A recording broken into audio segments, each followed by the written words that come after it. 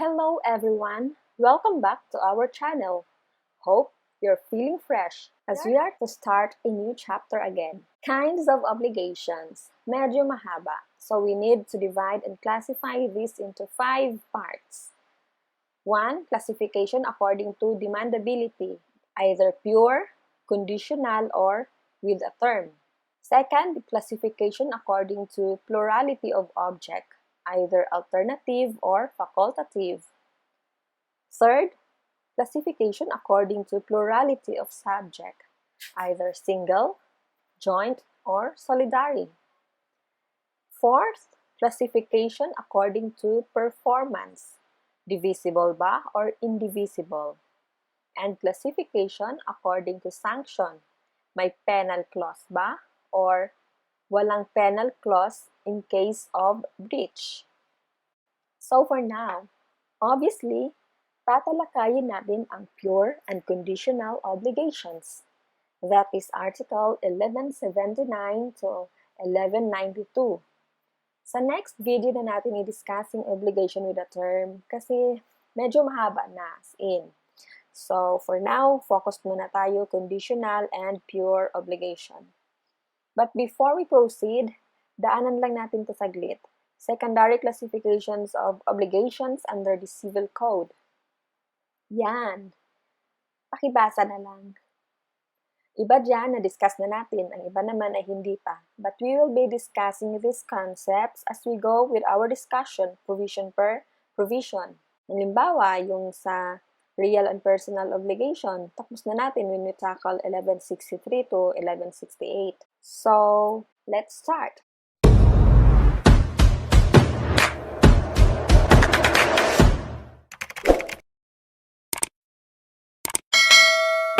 Article 1179.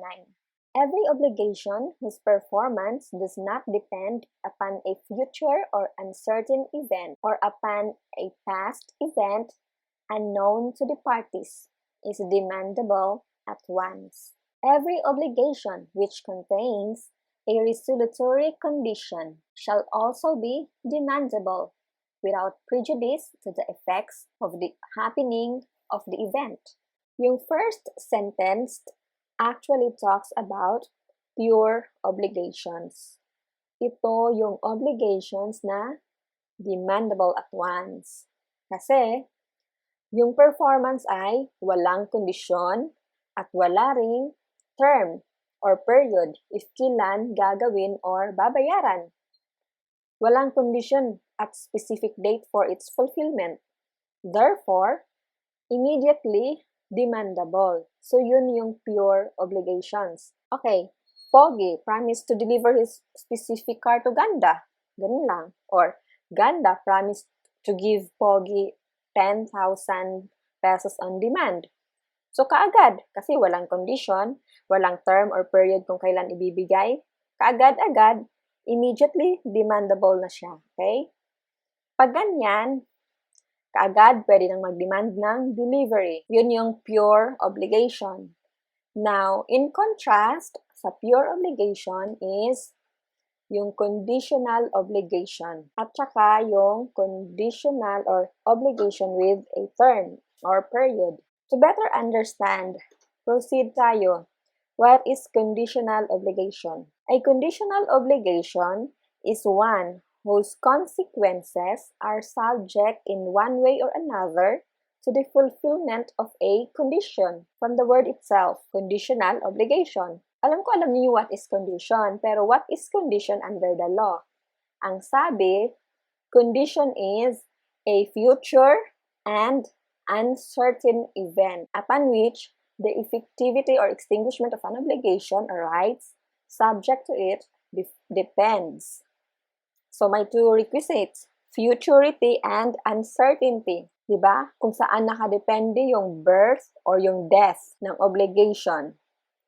But class, please take note, a condition may also refer to a past event unknown to the parties. Okay? A future event, dapat uncertain yung happening niya. Walang katiyakan kung mangyayari or hindi. Pag past event, ang importante, unknown to the parties. Okay? Past event, unknown to the parties, condition pa rin siya. Okay, bakit nga ba pag future yung condition, dapat uncertain? Kasi pag certain yan, future, tapos certain, siguradong mangyayari, hindi na yan conditional obligation. Magiging obligation with a term or a period na siya. Gets? Now, there are actually two principal kinds of obligations. Pabalik-balik to, so master nyo na. Suspensive or resolutory. Pag suspensive, ito yung parang sino-suspend ang effectivity ng obligation hanggang sa mangyari or maganap yung kondisyon. Doon na rin yung magkakaroon ng visa or effectivity ang obligation. No fulfillment, no obligation. Example, I will give you 10,000 pesos if you will pass this subject. This is suspensive because it suspends the demandability of the obligation. Hanggat hindi mo pa naipapasa ang subject na to, wala rin akong obligasyon na magbayad sa'yo ng 10,000 pesos. Hindi mo pa rin pwedeng i-demand na magbayad ako sa'yo ng 10,000 pesos. Okay? Now, resolutory condition. Sa resolutory naman, dito yung happening ng condition extinguishes the obligation. So, parang kabaliktaran lang ng suspensive condition. The obligation takes effect at once. Kaagad may obligation na. But it will terminate. Mawawala siya upon the happening of the event, of the condition. So again if the suspensive condition is fulfilled, the obligation arises. Magkakaroon ng obligasyon. While if it is the resolutory condition that is fulfilled, ang obligasyon ay mawawala. It will extinguish the obligation. Now, question class. When is an obligation demandable at once? Meaning, demandable na siya kaagad. Obviously, na-discuss natin kanina, pure obligation. Diba? When the obligation is pure, it is demandable at once. Second is yung nasa second paragraph. When the condition is when the obligation is subject to a resolutory condition. Diba? Every obligation which contains a resolutory condition shall also be demandable without prejudice to the effects of the happening of the event. Same sila ni pure obligation, demandable at once. Yung sa resolutory obligation nga lang, without prejudice to the effects of the happening of the event. Kasi, pag nangyari yung condition, mawawala si obligation. Okay, later on class, when we reach Article 1193 to 1197, madidiscuss natin si obligation with a period or term. Malalaman rin natin na yung third scenario, when the obligation is demandable at once, is pag yung obligation is subject to a resolutory period. Okay? First, pag pure obligation. Second, pag obligation is subject to a resolutory condition. And third is pag yung obligation is subject to a resolutory period. So, Article 1180. When the debtor binds himself to pay when his means permit him to do so, the obligation shall be deemed to be one with a period, subject to the provisions of Article 1197. So, discuss muna natin yung obligation with a period since this provision talks about obligation with a period. Kahit na we will later on discuss this in detail sa next video. As said, pag obligation with a period, future and certain. Pag conditional obligation, future and uncertain. Ang sabi ng Article 1180, pag daw sinabi ni debtor, magbabayad siya when his means permit him to do so. Yan daw ay with a period. The obligation is not conditional, but with a period. Kasi yun na yung sabi ng batas. Pero actually, dahil yun, the payment here does not depend upon the will of the debtor. It is only the time. Yung oras lang kung kailan ba i-fulfill yung obligation.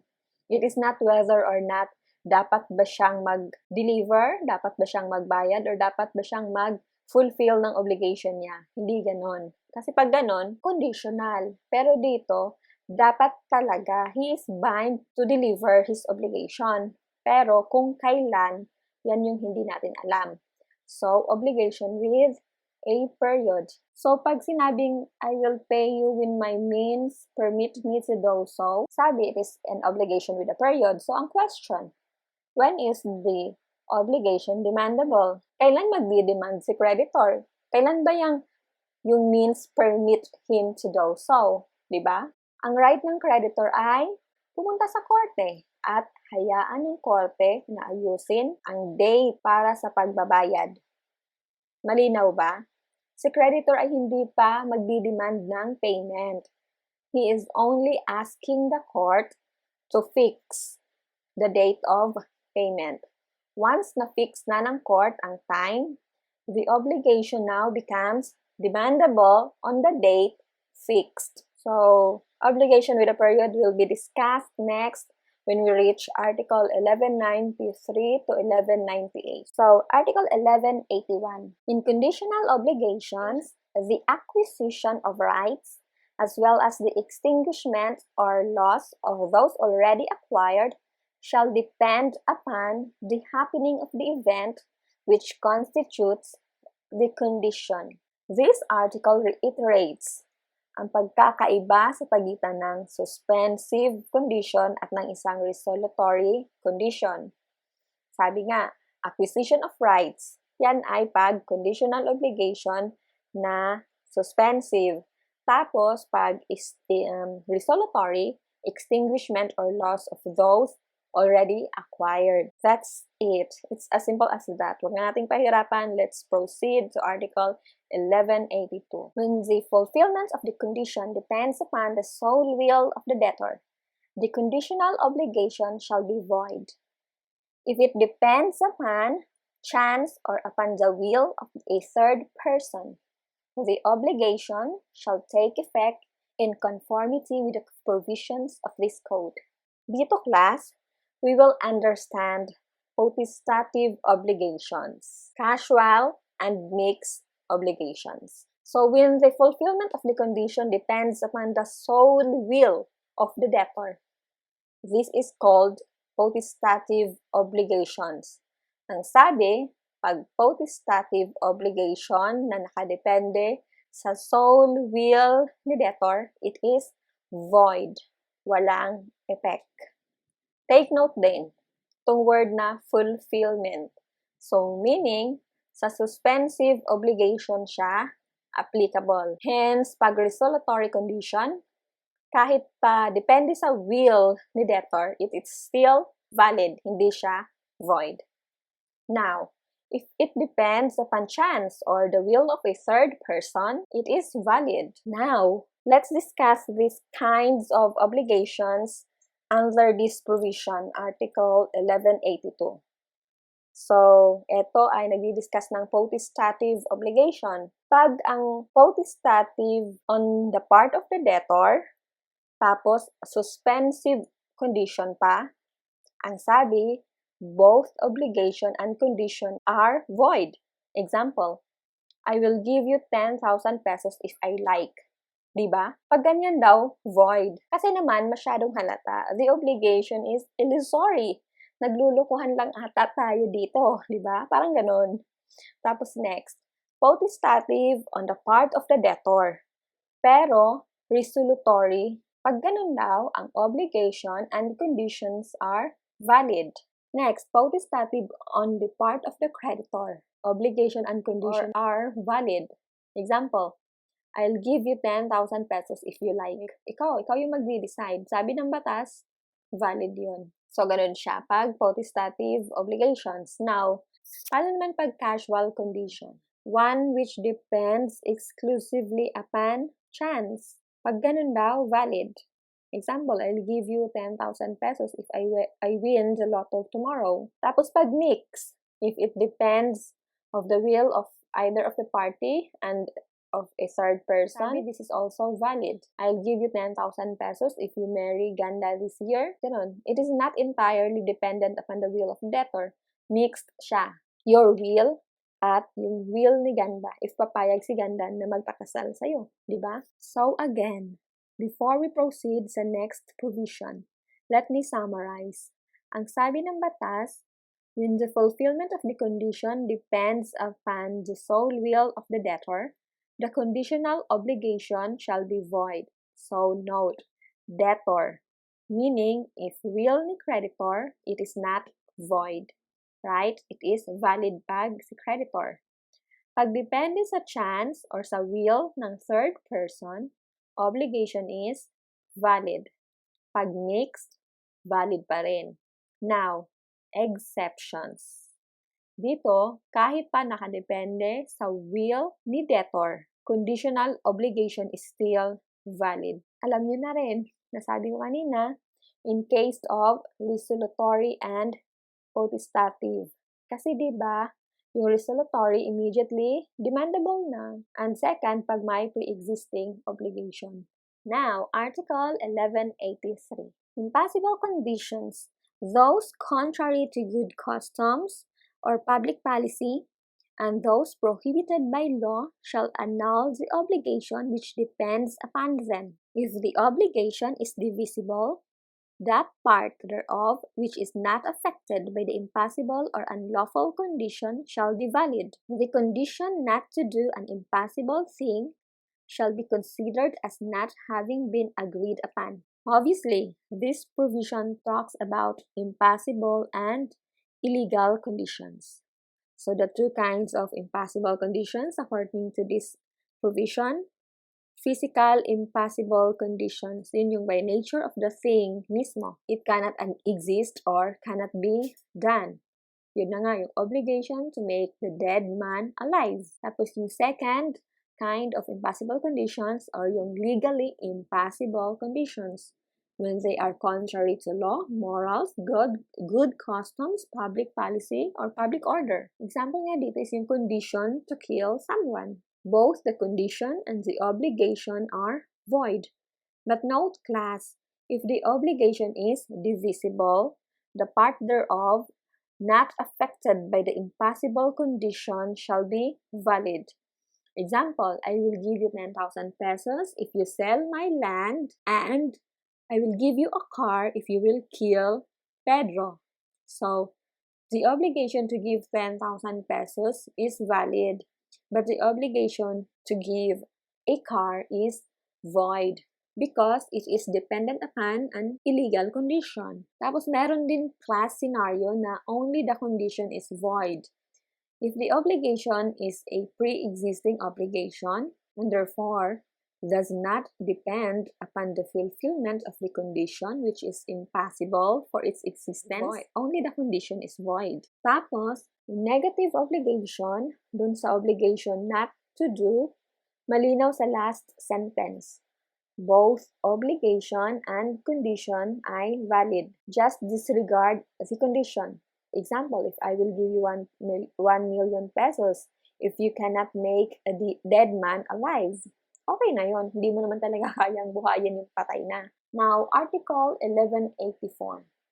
The condition that some event happen at a determinate time shall extinguish the obligation as soon as the time expires or if it has become indubitable that the event will not take place.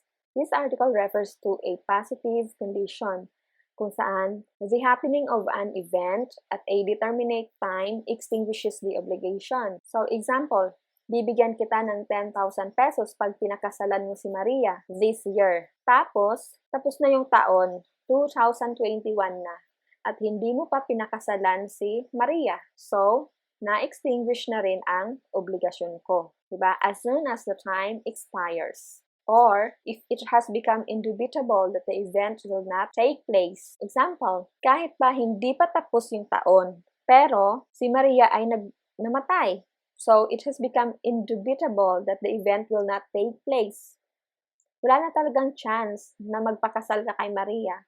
So, na-extinguish na rin yung obligation ko. That's it. Article 1185. The condition that some event will not happen at a determinate time shall render the obligation effective from the moment the time indicated has elapsed, or if it has become evident that the event cannot occur. If no time has been fixed, the condition shall be deemed fulfilled at such time as may have probably been contemplated, bearing in mind the nature of the obligation. Ito naman, negative condition. Kabaliktaran siya nung previous provision sa positive condition. Dito, it provides for 3 situations when a negative shall become effective and binding. Accordingly, from the moment the time indicated has elapsed without the event taking place. So, I will give you 10,000 pesos if you will not, di ba kasi pag negative, not to do? So, I will give you 10,000 pesos if you will not marry Maria this year. So, at the end of this year, January 1 na, at hindi naman kayo nagpakasal ni Maria, then, I will then be obliged to give you 10,000 pesos. Tapos, second scenario, from the moment it has become evident that the event cannot occur, although the time indicated has not yet elapsed.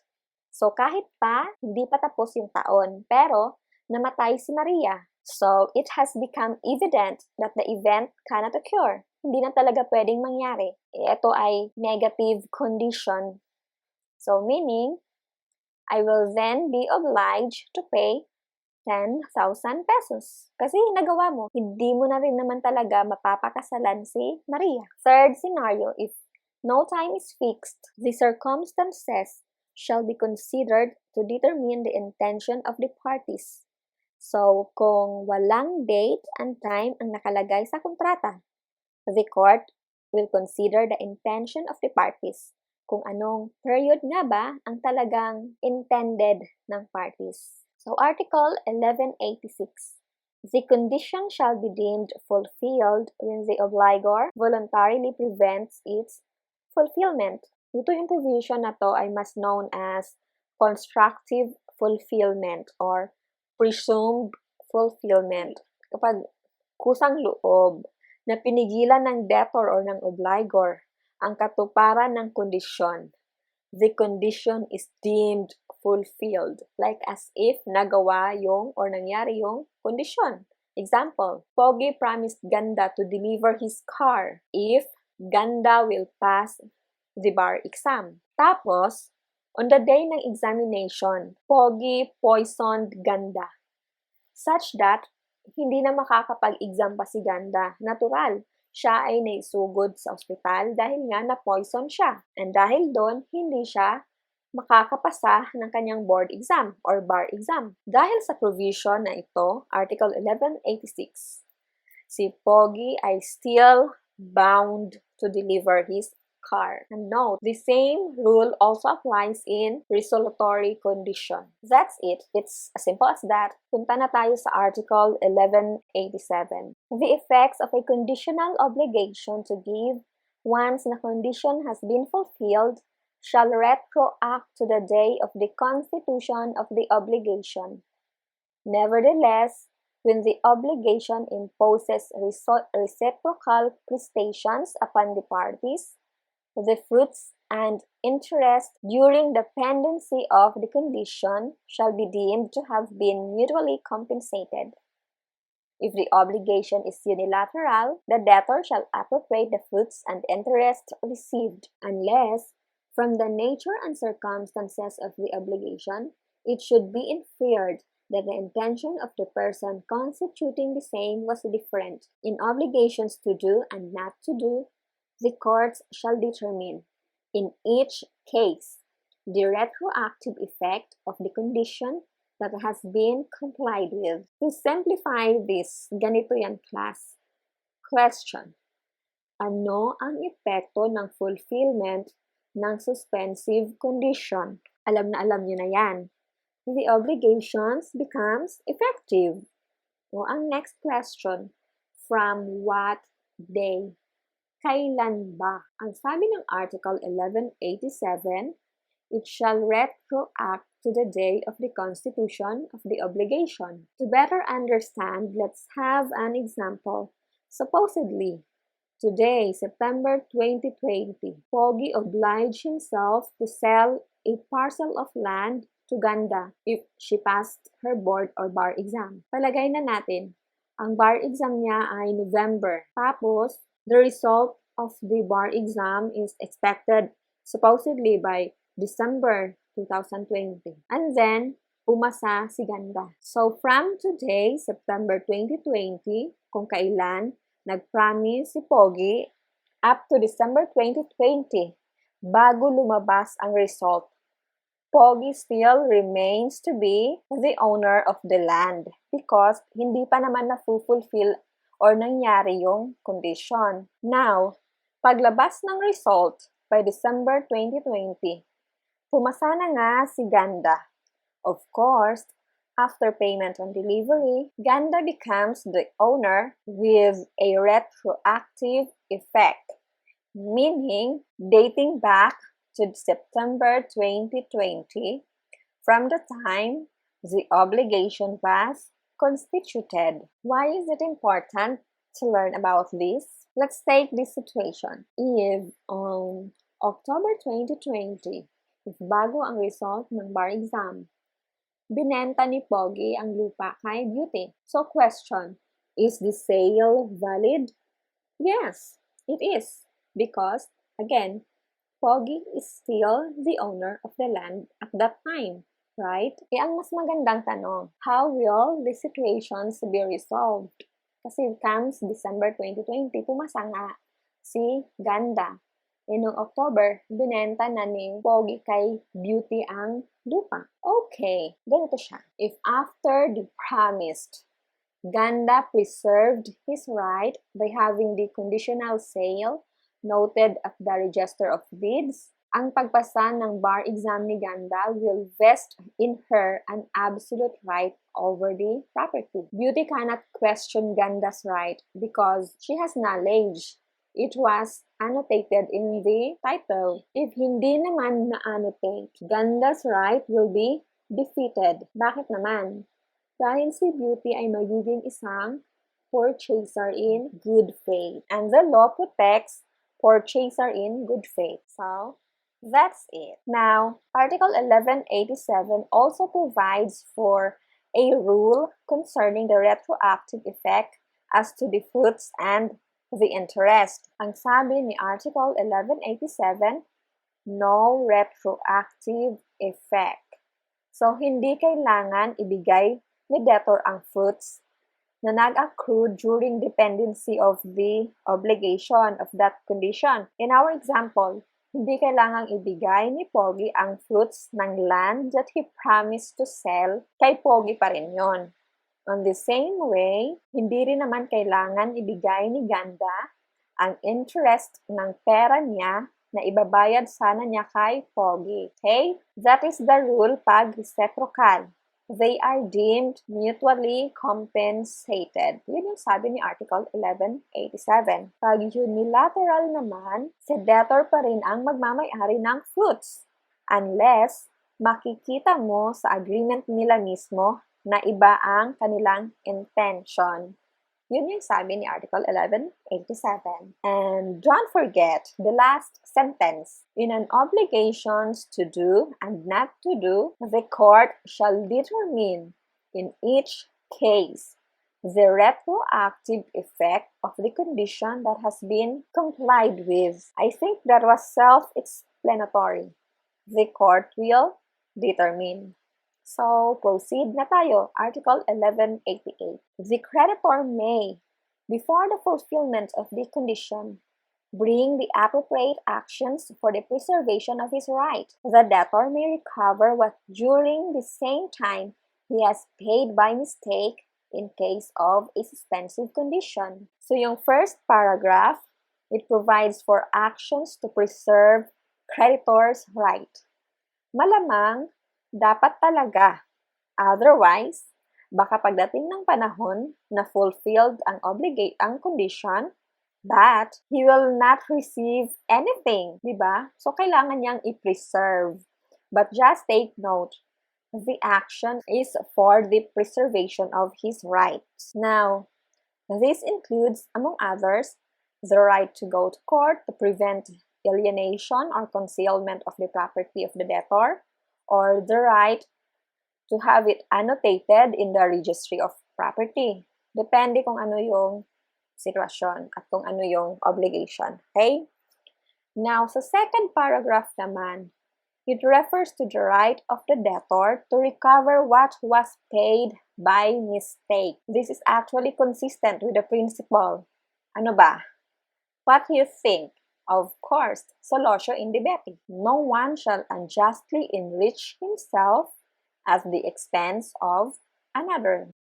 Article 1189. When the conditions have been imposed with the intention of suspending the efficacy of an obligation to give, the following rules shall be observed in case of the improvement, loss, or deterioration of the thing during the pendency of the condition. This provision discusses about loss, deterioration, and improvement during the pendency of the condition. So first, please keep in mind that this article applies only if, number one, the suspensive condition is fulfilled. And second, the object is specific, not generic. So ano-ano nga ba tong tatlong sitwasyon na pwedeng mangyari sa object ng obligation pending yung fulfillment ng obligations? Number one, lost. Pwedeng mawala. Number two, mag-deteriorate. And three, pwede rin naman siyang mag-improve. And it may be lost without the fault of the debtor or with the fault of the debtor. Same way, pwede rin siyang mag-deteriorate without the fault of the debtor or with the fault of the debtor. And last scenario, pwede rin siyang mag-improve by nature or time and through the expense of the debtor. And pwede rin partly through nature and time and partly through the debtor. Okay? So, before we discuss the legal implications, mag-define muna tayo ng mga legal terms. Lost. Under the law, it may be physical loss, as when a thing perishes, as when a house is burned and reduced to ashes. And legal loss, when a thing goes out of commerce. Tapos, civil loss, when a thing disappears in such a way that its existence is unknown. So, hindi na natin alam kung nasaan na siya. Like, yung aso na naging missing, nawala, hindi mo alam kung nasaan. Or, even if known, it cannot be recovered. Yung example dito is yung sing-sing nahulog sa dagat. Alam mo kung nasaan, pero hindi mo na kayang i-recover. Or, by law, yun yung lost through prescription. To better understand the legal implications of this article, let's have this illustrative example.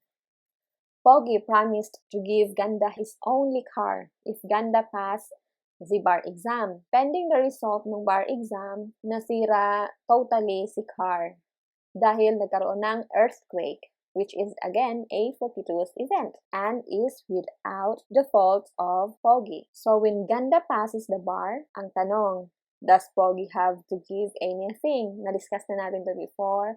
Ang sabi kasi nga, fortuitous event, wala siyang kasalanan. The thing is lost without his fault, so the obligation is extinguished. Okay? Pero his only car to has specific thing.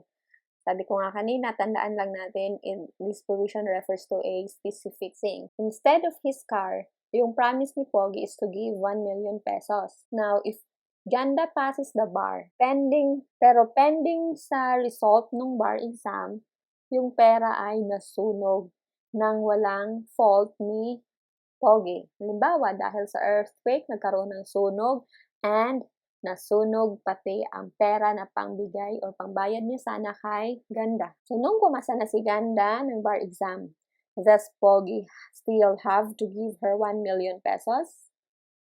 Yes, because money is generic. Sabi nga, genus never perish.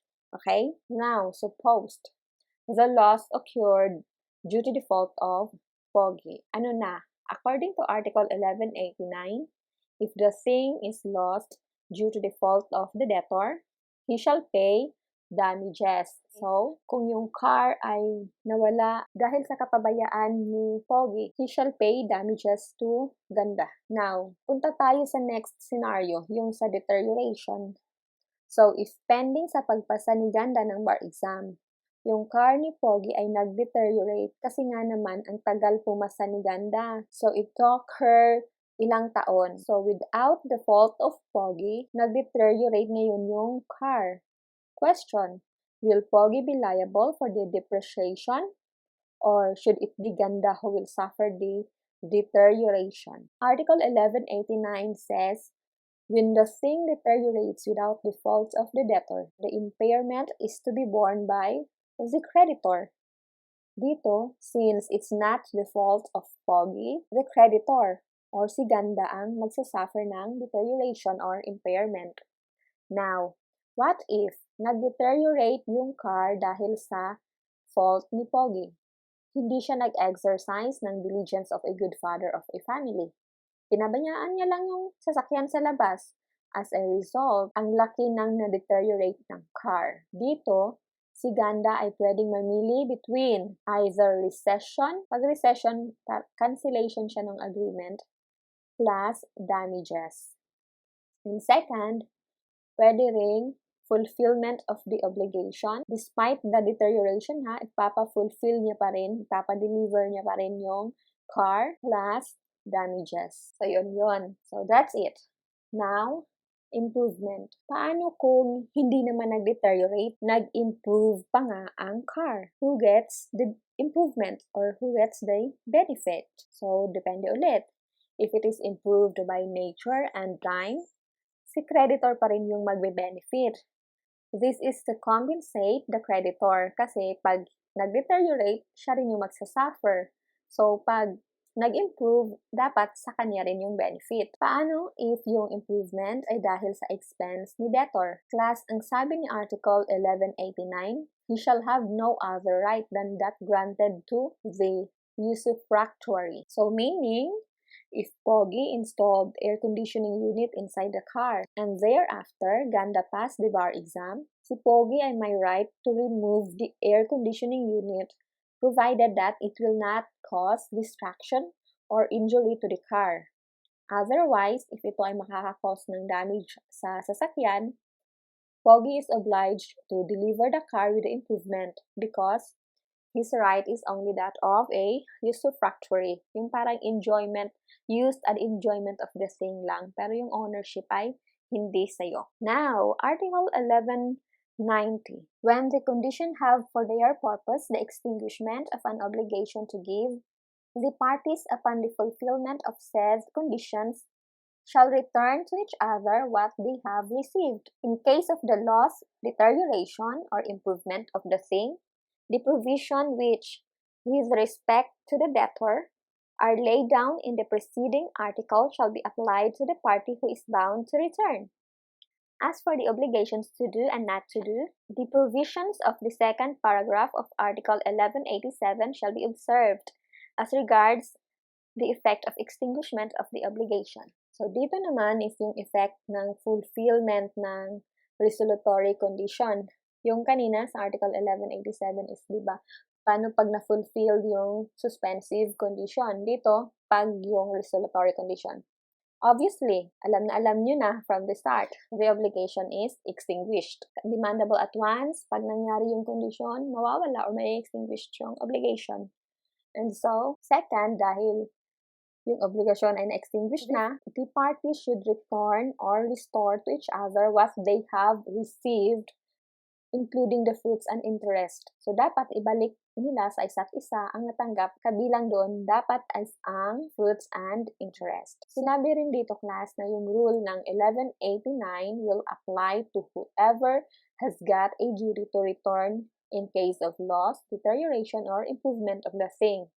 So, ganun pa rin yung rule. Example, class, Pogi, binigyan si Ganda ng lupa on a condition na hindi na pupunta si Ganda sa casino. If after a month, nag-casino pa rin naman si Ganda. So, ano na ngayon ang nangyari sa obligation? Yung obligation ni Pogi ay na-extinguish na. Like as if there was never an obligation at all. Therefore, si Ganda has to return the land and the fruits she received. And suppose in the meantime, the land has improved by nature and time. So who benefits from the improvement? Sino na ngayon yung makikinabang? The answer is si Pogi dahil he is now the creditor with respect to the recovery of the land. Kasi si Ganda na yung may obligation to return. So, parang siya yun yung debtor or obligor, tapos si Pogi na yung creditor or obliging. So, again, the effect of the happening of the condition is to annul the obligation as if it had never been constituted at all. And if the obligation is to do or not to do, the courts are given the power to determine the retroactivity of the fulfillment of the condition. Okay, so Article 1191. This provision talks about the right to rescind. The right to rescind as used in this article means the right to cancel the contract. Yung karapatan upang kansilahin ng kontrata in case of non-fulfillment in the part of one party. So, characteristics of this right to rescind under Article 1191.